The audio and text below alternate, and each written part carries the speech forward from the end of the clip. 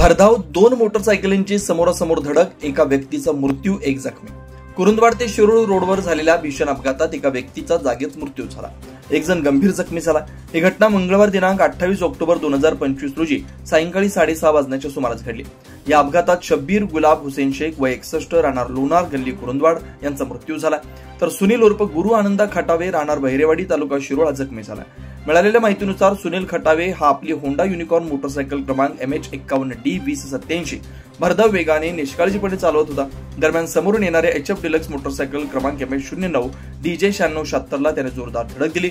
धडकेत शब्बीर शेख गंभीर जखमी झाले. त्यांना तात्काळ सिद्धिविनायक हॉस्पिटल कुरुंदवाड इथं दाखल करण्यात आलं, मात्र उपचार दरम्यान त्यांचा मृत्यू झाला.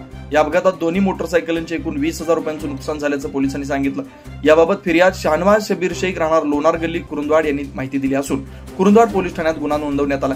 या प्रकरणी पोलीस हवालदार राजेंद्र पवार यांनी नोंद केली आहे. तपास police head constable Anil Chavan करतात.